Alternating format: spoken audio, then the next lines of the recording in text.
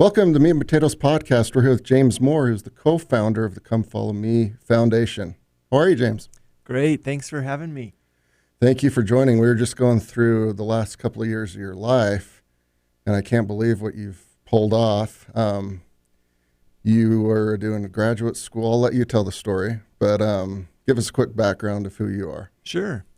Yeah, so I spent about a decade in China, set up some holy foreign enterprises there, ended up later actually working for the Chinese government at one point when U.S. and China relations were rocky. Thought I might be able to help bridge the gap a little bit, and learned a lot. It was a crazy experience, but when COVID happened, my family, we evacuated here to the States, and given my knowledge and expertise, I thought maybe it would be a good thing to work for Washington, and so I went back to graduate school and finished my policy degree at the Harvard Kennedy School. And then after that, my roommate, Evan Fitzpatrick, who we had been in touch for a long time, just great friends, and he had started developing a minimal viable product for something that was working for his own family to help his family get some moral principles every day and kind of connect with God.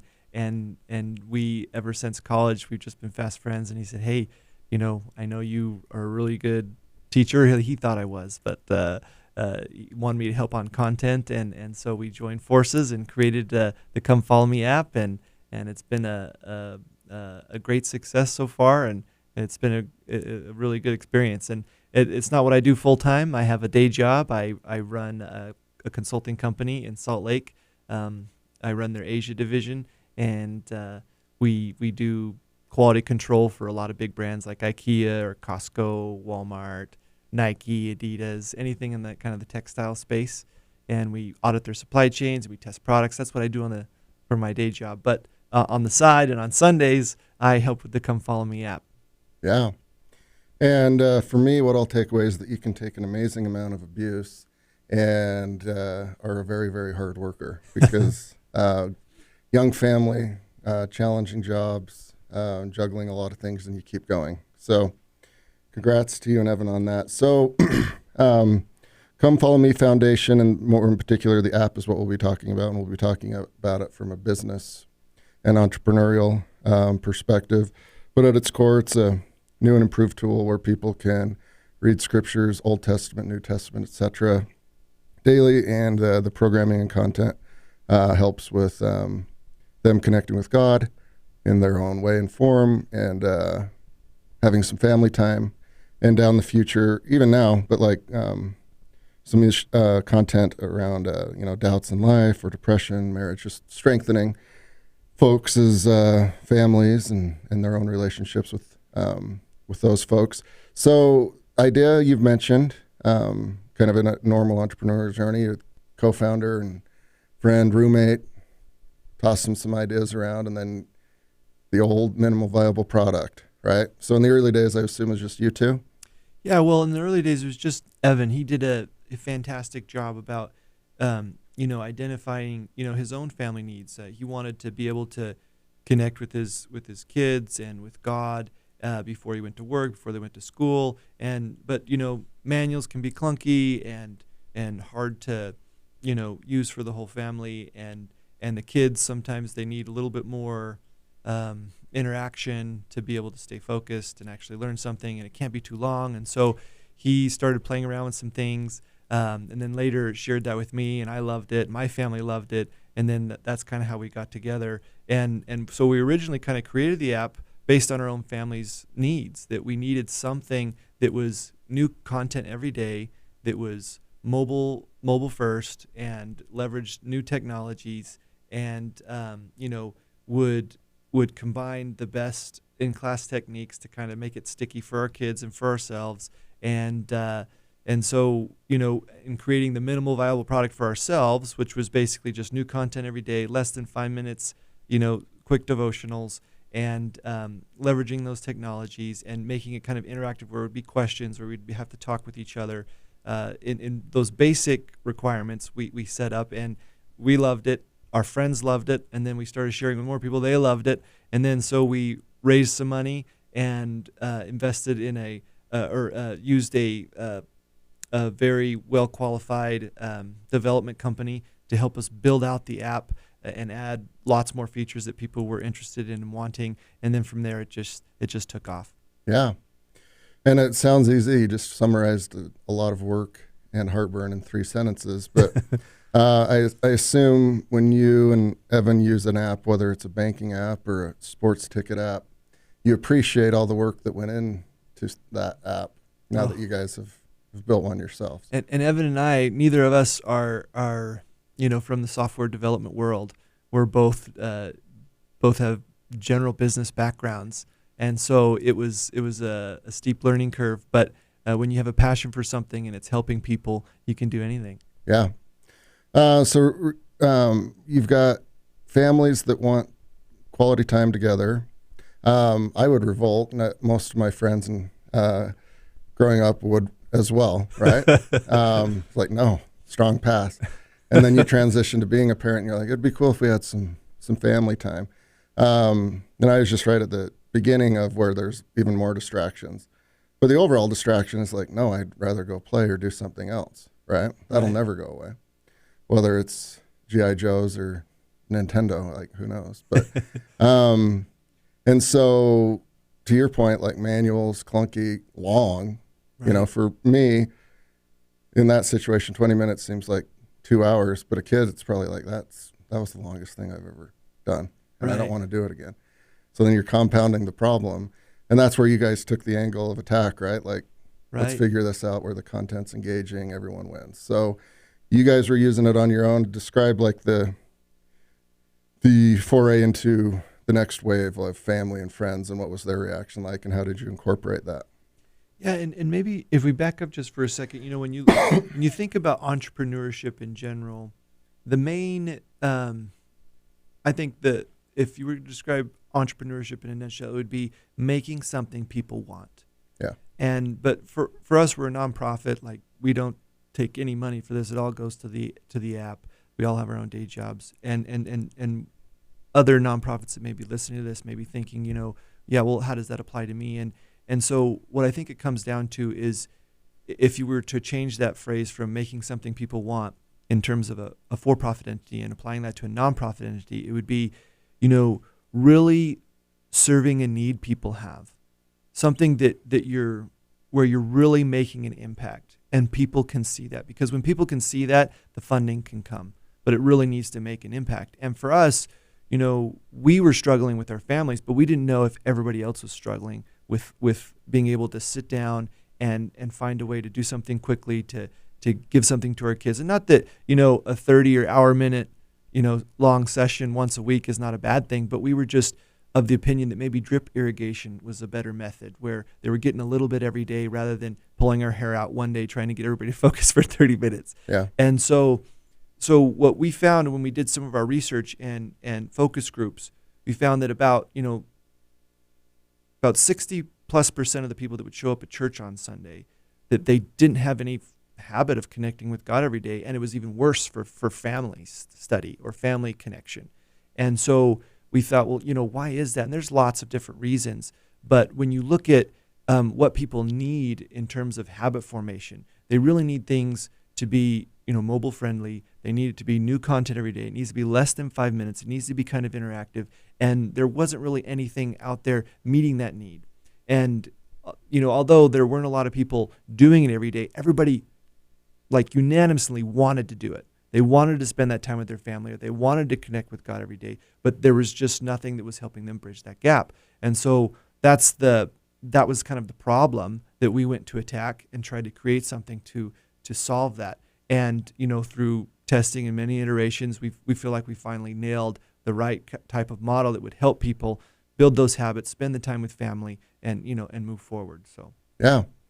And for you guys, your dashboard would be, well, it probably gets more complicated each day, but your main dashboard would be, downloads, lessons consumed. What are your key metrics that you guys get happy about when you see that it's working? Yeah, so downloads is definitely one that you're always looking at. And right now we're over 250,000 downloads, and we started in October 2020 with zero marketing for like the first year.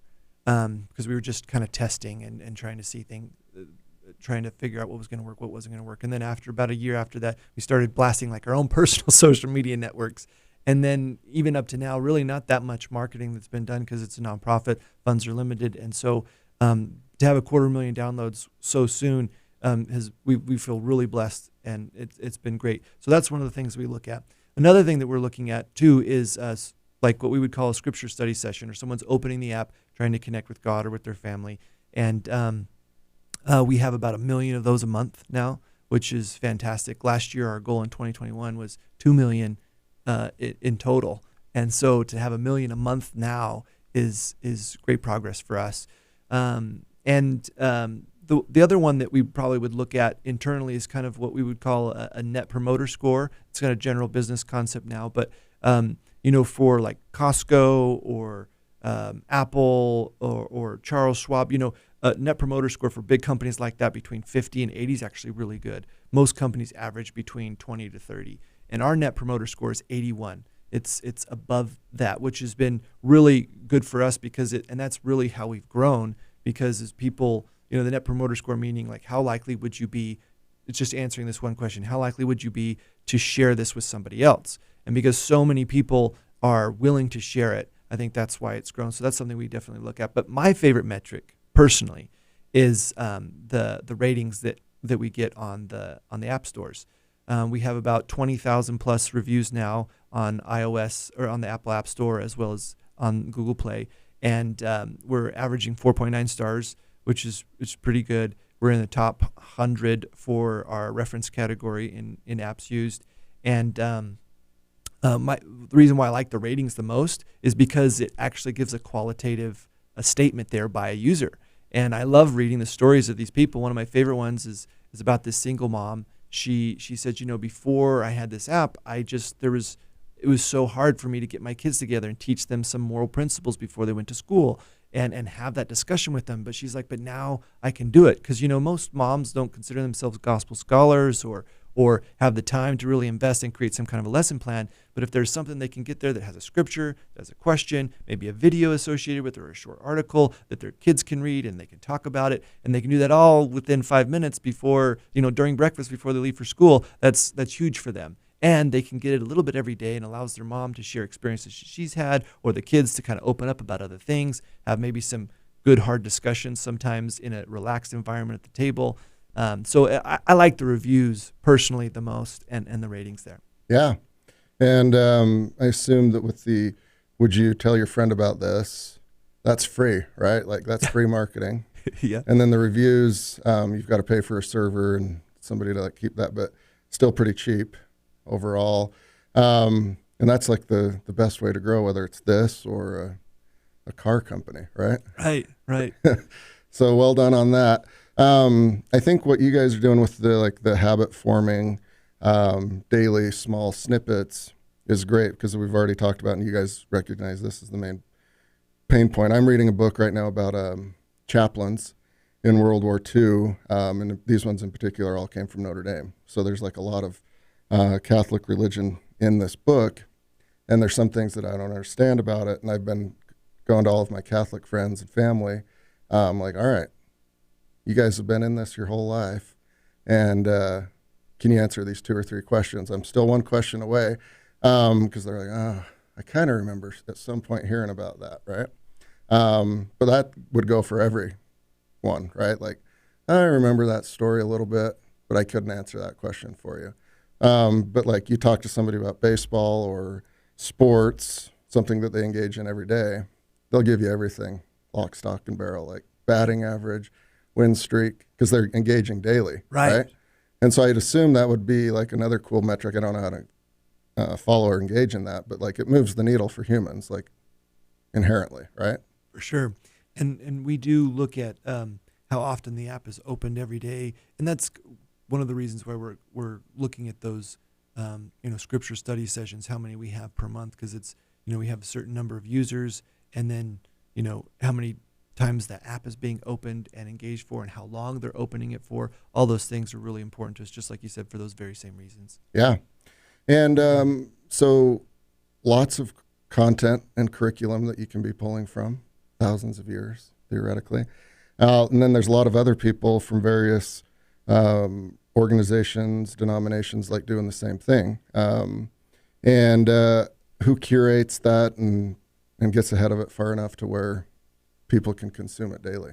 So that's a great question. And, we're a community of volunteers because, like we're a nonprofit. We wanted this to be a very, that we wouldn't need a lot of money to continue. We would need server costs and maybe some development costs for different features that people might need, but we wanted to keep this as sustainable as possible. And so all of we originally started with our own networks, but since then have expanded, and people have been really willing to donate their time and efforts. And people really want to hear from each other. They don't necessarily want to always hear from a particular professional in a particular category. Sometimes they want to hear from their neighbor down the street. And so what we've tried to do is, one of our most popular features of the app is called the Verse of the Day Story, which is basically like, if you've ever been in a Sunday school class, there's a typical format that's followed. The teacher kind of cues up the topic.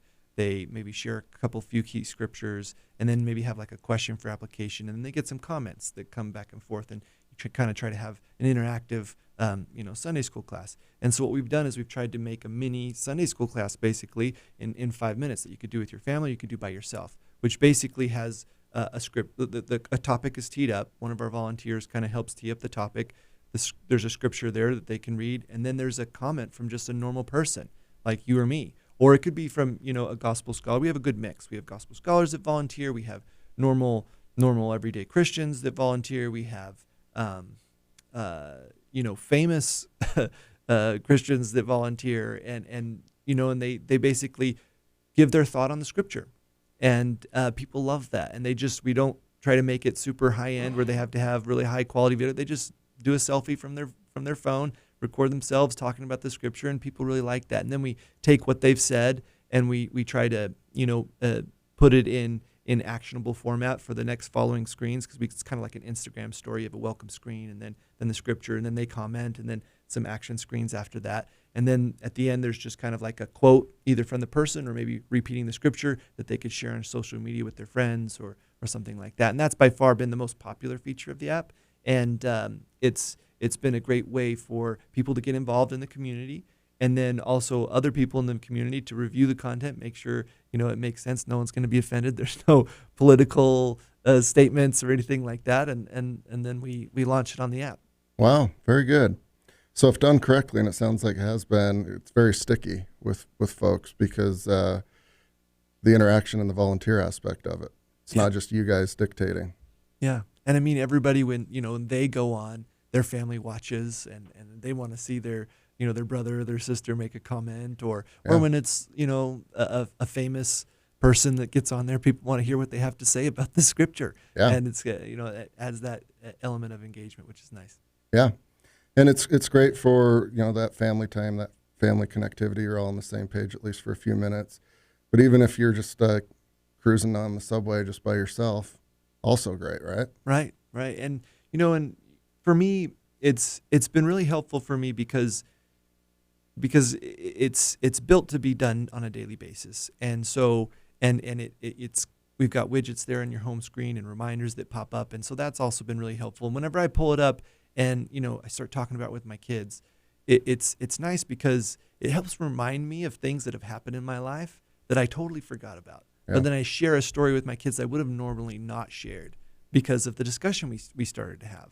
And so for me and my own family, it's been really helpful to help us, talk more about important things such as, forgiveness and love in the home, and also goals and what they want to be in life, and pushing themselves and being honest and being kind when others are bullying other, just some topics that wouldn't normally come up in our normal day-to-day conversation that now are starting to come up, which is great. Yeah. I love it because whether you're reading like a Wall Street Journal article or just like a quote, let's say it's by Winston Churchill. I'm like, I've been looking to read that book on Winston Churchill. So just like even a little snippet here or there, be like, all right. And you might end up from like a daily, in this case, scripture or feel-goodery type of 5 minutes, do a much deeper dive, right? You could go 50 directions each day if you felt so inclined. Right. Deeper dives. Right. And so on the app, something that we have is, for example, let's say you take that verse of the day story, and let's say the topic is, integrity or something, and maybe the scripture focuses that, or the quote that focuses on that, plus someone gives a comment, and then after there's a screen where it says go deeper, and maybe there's an article that it references that you could go read about, or another video that you could go click on. In addition to that, although all these devotionals are 5 minutes or less, we also, at the bottom of the app, as you scroll down, there's it says top resources for adults and top resources for kids, where it takes all of the best from online, with all different kinds. Just, it could be someone doing videos in their home that's killing it, doing a great job. It could be a professional large organization that's producing different things for kids or for adults, and it's diving really deep into the Old Testament or something like that with some gospel scholars. We look at their ratings and their rankings and their views, and we compile all that in one place so people can find everything if they wanted to go deeper. Yeah, I love it. This is a great story, and I think it's applicable to everything that you've already talked about and covered. You could be agnostic and still find value in something like this, right? Well, we'd hope so. Yeah. But then like the entrepreneurial parts of it, like it's quick, it's habit forming, it's repetitive, and it's something that people clearly want and need, and you can see the results. So thank you so much, James, for joining us. Congrats on building this. Kudos to you and your team for doing two things at the same time. A lot of people can't even do one. So congrats, and thanks for taking the time. Thank you.